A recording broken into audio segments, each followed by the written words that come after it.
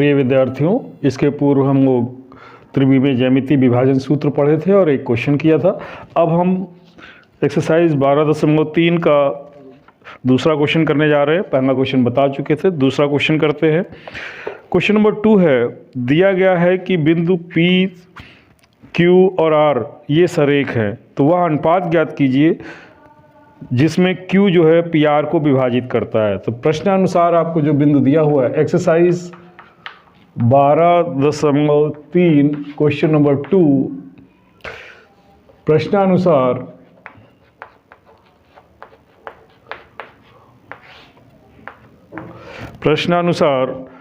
P बिंदु आपके पास है 3, 2, -4, Q बिंदु है 5, 4, -6, 5, 4, -6 और R बिंदु दिया हुआ है 9, 8, -10। आपको ये भी दिया हुआ है PQR सरेख हैं। PQR कैसे हैं? सरेख हैं। ये दिया हुआ है, ये ज्ञात है, ये हमको ज्ञात है कि PQR क्या है? सरेख हैं। तो Q PR को किस अनुपात में विभाजित करता है, ये ज्ञात करना है। तो हम ये मानेंगे, माना Q जो है PR को M/N के अनुपात में विभाजित करता है। माना Q जो है PR को M/N के अनुपात में विभाजित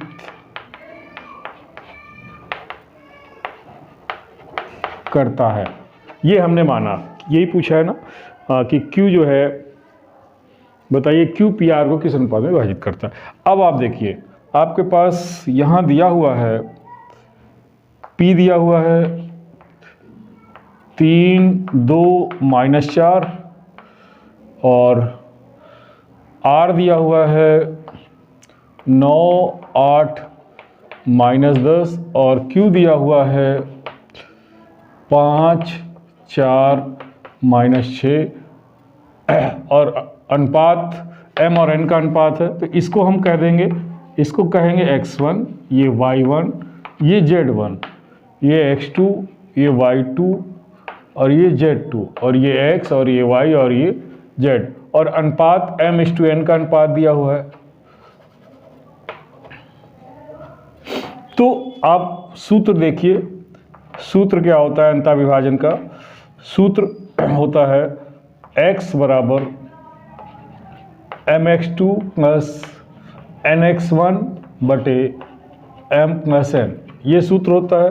तो x का मान दिया है 5 रख दिया, m नहीं पता है, m रखेंगे। x2 क्या है? 9, n नहीं पता है, x1 क्या है? 3 बटे m+n। यहाँ पर इसका तिर्यक गुणा करेंगे तो 5m + 5n बराबर 9m + 3n। इसका पक्षांतर करिए इधर, तो 3n इधर ले जाओ, 5m इधर ले जाओ, 5n - 3n बराबर 9m - 5m। तो आप देखें, यहाँ 5n में से 3n जाएगा, 2n बचेगा, 2n, और इधर 9m में से 5m आप घटा देंगे तो आपके पास क्या आ जाएगा? 4m। तो यहाँ 2 × 1 = 2, 2 × 2 = 4, यानी n बराबर 2m। तो m यहाँ पे n से भाग दे दो, यानी इसको 1/2 बराबर m/n ऐसे लिख सकते हैं, या इसको ये कह सकते हो M/N का जो अनुपात आया 1:2, ये आंसर आएगा। यानी कि हमारा जो Q बिंदु है PR को इस अनुपात में अंतः विभाजित करता है। यदि ये माइनस में आता तो y विभाजित करता है, चूंकि धनात्मक आ रहा है इसलिए अंतः विभाजित करता है। ठीक है, इस तरह से ये क्वेश्चन आ गया। नेक्स्ट क्वेश्चन करते हैं हम लोग, इसको आप कर लें। आइए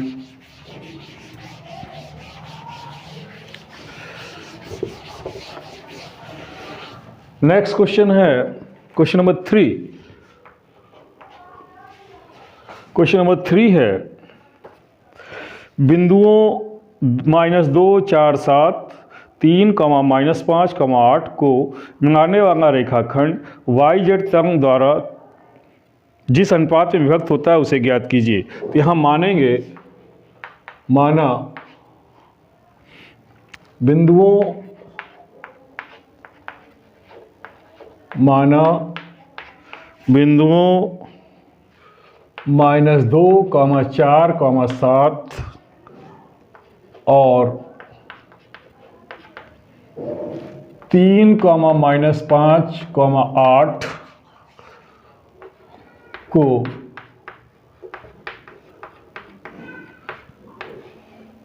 मिलाने वाला रेखाखंड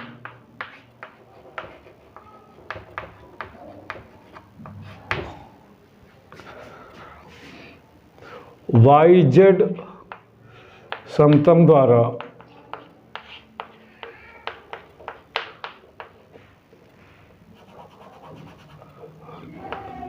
m/n के अनुपात में 0, y, z बिंदु पर विभाजित होता है।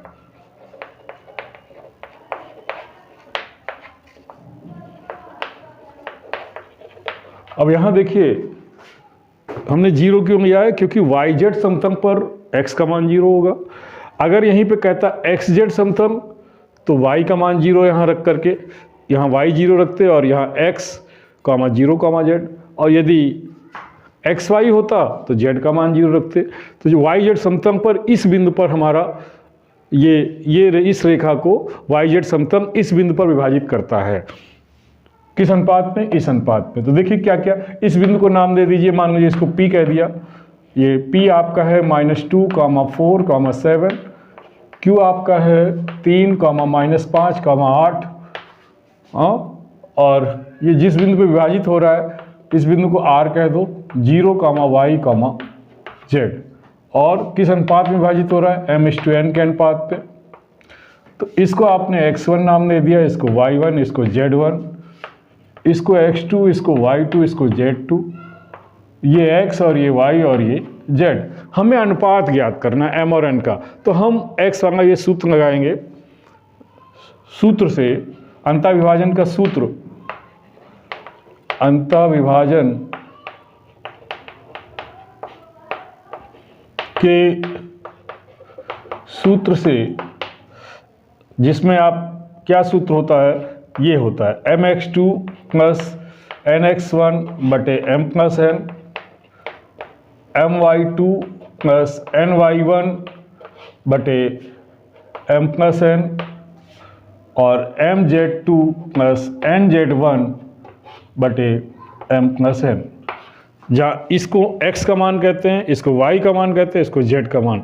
अब x = 0 रख करके इससे हम m और n का अनुपात ज्ञात करेंगे। तो आइए, चूँकि x बराबर क्या है? mx2 + nx1 बटे m+n, यहाँ x का मान 0 रख देंगे, और ये x2 का मान क्या है? 3, तो m × 3, n का मान n है, x1 का मान -2 बटे m+n। तो इसे तिर्यक गुणा करेंगे तो ये 0 हो जाएगा, 0 बराबर 3m - 2n, या इसको इधर पक्षांतर करेंगे तो 3m बराबर 2n, तो m/n बराबर 2/3। तो m और n का अनुपात क्या आएगा? m/n बराबर 2:3, यानी वाई जेड समतल जो है इन दोनों बिंदुओं के मिलाने वाली रेखा को 2 और 3 के अनुपात में अंतःविभाजित करती है। अगर कहता कि एक्स वाई समतल किस अनुपात में विभाजित करती है, तो z का मान 0 रख करके वो अनुपात आ जाता। यहीं पर क्वेश्चन अगर कहता कि एक्स वाई की जगह एक्स जेड समतल तो y बराबर 0 रख करके आपका ये अनुपात आ जाता। तो जिस हिसाब से क्वेश्चन होगा उसके अकॉर्डिंग हम यहाँ पर करेंगे। यानी यहाँ y z समतंग था, इसमें x का मान 0, x z समतंग पर y का मान 0 और x y समतंग पर z का मान 0। तो ऐसे ही इस टाइप के और क्वेश्चन आप खुद कर सकते हैं। आइए नेक्स्ट क्वेश्चन करते हैं, क्वेश्चन नंबर 4। क्वेश्चन नंबर 4 है, सिद्ध कीजिए, विभाजन सूत्र से सिद्ध करिए, विभाजन सूत्र से सिद्ध कीजिए बिंदु 2, -3, 4 ये बिंदु है और बी बिंदु -1, 2, 1 तथा सी बिंदु 0, 1/3, 2 सरेख है। तो देखिए इसको कैसे करेंगे।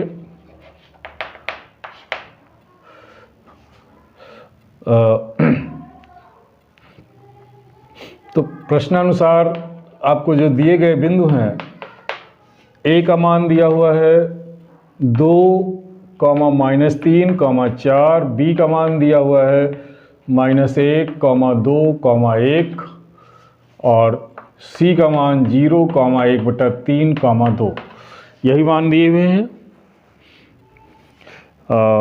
देखिए -1, 2, 1, 2, -3, 4, 0, 1/3, 2 तो ये बिंदु दिया हुआ है। तो यहाँ पर हम ये मान लेते हैं, माना जो बीच वाला ये बिंदु है ए और सी को k:1 के अनुपात में विभाजित करता है। माना सी जो है, सी ने बी, माना बिंदु बी AC को k:1 के अनुपात में विभाजित करता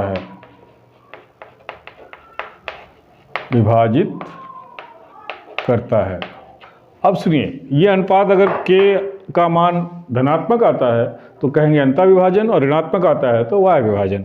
तो यहाँ पर आइए आप इसको कह दीजिए x1, y1, z1, ये x2, y2, z2, x, y और ये z। अब सूत्र देखिए, x बराबर क्या सूत्र होता है, mx2 + nx1 बटे m+n।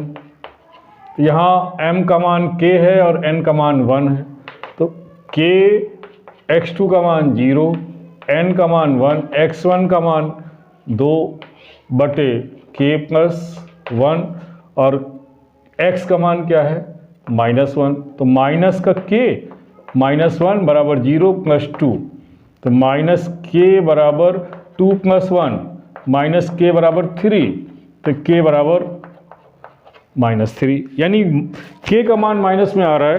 अतः C जो है, B जो है, AC को k:1 बराबर 3:1 के अनुपात में वाह्यता विभाजित करता है, वाह्यता विभाजित करता है। अब सुनिए, तो अब आइए इससे हम जो b के y और z के भी मान ज्ञात करेंगे। यदि y और z के यही मान आते हैं तो हम कह देंगे कि ये तीनों बिंदु सरेख हैं, अदरवाइज नहीं है। तो आइए सूत्र y विभाजन,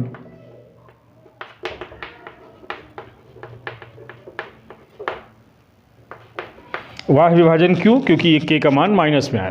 तो आपके पास y का क्या सूत्र है, my2 - ny1 बटे m माइनस एन। m और n का अनुपात 3:1 या बराबर k अनुपात 1 बराबर 3:1 आ गया, 3:1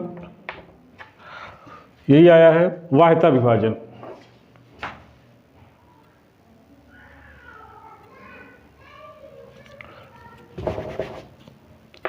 m/n बराबर k/1 बराबर 3:1।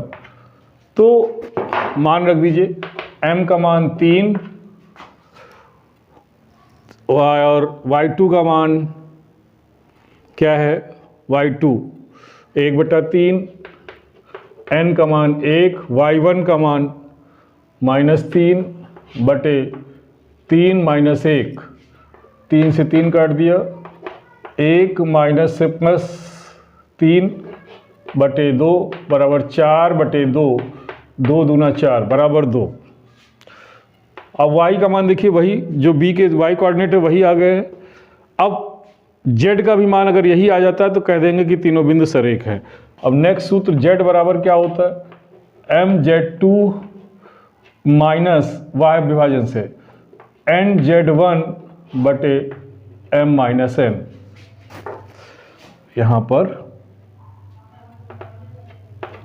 रखिए मान, m का मान 3 कह सकते हो, z2 का मान क्या है 2, n का मान 1, z1 का मान क्या है 4 बटे 3 माइनस 1 बराबर 3 दूनी 6 में से 4 घटा दीजिए बटे 2, तो यानी 2 बटे 2 बराबर 1। तो आपका C बिंदु क्या आ गया, B ये विभाजन बिंदु जो आया, विभाजन बिंदु के निर्देशांक क्या आ गए, ये आपके आ गए -1, 2, 1, 2, 1 वही चीज़ आ गया, -1, 2, 1 जो कि B के ही निर्देशांक हैं, B के ही निर्देशांक हैं। अतः हमने इसके मान से x के मान से k ज्ञात किया और फिर उस k के मान से हमने y और z ज्ञात किया, और यदि y z सेम आ गया तो आपका वो बिंदु जो है वो वही आ गया जो B है। अतः हम कह देंगे अतः A C B सरेख है, क्योंकि B इसको वाह्यता विभाजित कर रहा है तो B ये सी बी ऐसे पड़ेगा या ए बी सी ऐसे भी कह, तो इसको कहेंगे कि ए बी सी सरेख है, हैंस प्रूव्ड। इस तरह से ये हो जाएगा। अब आइए अंतिम क्वेश्चन देखें, उसके बाद ये चैप्टर ख़त्म। अंतिम क्वेश्चन में आपको संकेत कर दे रहे हैं, आप खुद ही करेंगे।